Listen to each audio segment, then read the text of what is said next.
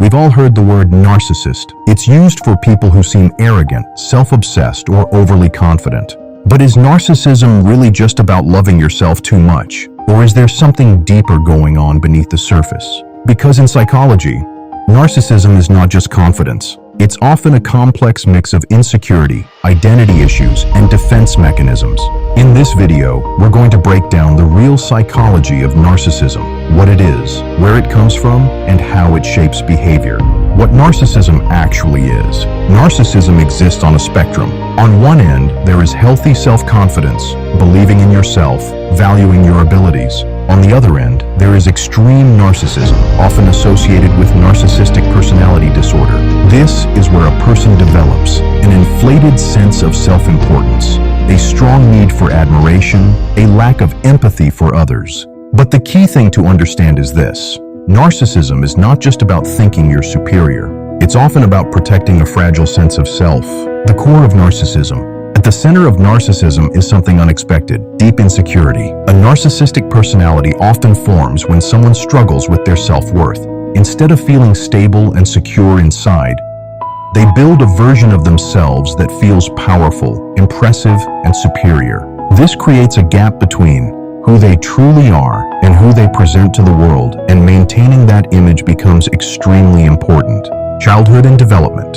Narcissistic traits often develop early in life. There are two common patterns in childhood that can lead to this. The first is excessive praise without grounding. A child may be constantly told they are special, superior, or better than others, without learning emotional balance or empathy. The second is the opposite, emotional neglect or criticism.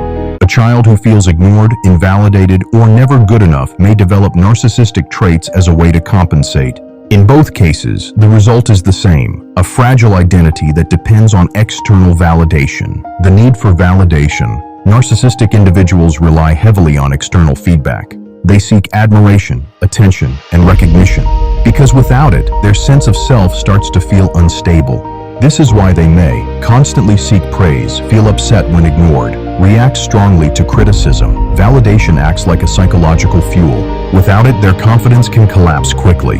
Lack of empathy. One of the defining traits of narcissism is reduced empathy. This doesn't always mean they are incapable of understanding others, but their focus is often centered on their own needs and image. So they may struggle to truly consider other people's feelings. Take responsibility for hurting others. See situations from another perspective. Relationships often become one-sided as a result. Defense mechanisms. Narcissism is built on powerful defense mechanisms. These include denial, refusing to accept flaws or mistakes; projection, blaming others for their own shortcomings; grandiosity, exaggerating achievements or importance. These defenses protect the person from facing their deeper insecurities, but they also prevent growth, because acknowledging weakness would threaten the identity they've built. The hidden reality. Despite appearing confident, many narcissistic individuals experience internal instability. Their self-worth depends heavily on external factors. Success, attention, and admiration temporarily boost their confidence. But when those things are absent, they may feel empty, insecure, or even lost. This is why narcissism is often described as a fragile ego hidden behind a strong exterior. Can narcissism change? Change is possible, but it's difficult because it requires self-awareness, willingness to face insecurity, openness to feedback. These are exactly the things narcissistic defenses try to avoid. However, with effort, reflection, and sometimes professional support, individuals can develop healthier patterns. Narcissism is not just arrogance. It's a complex psychological pattern shaped by early experiences, insecurity, the need for validation, and protective defense mechanisms. What looks like confidence on the surface is often a way of protecting something much more fragile underneath.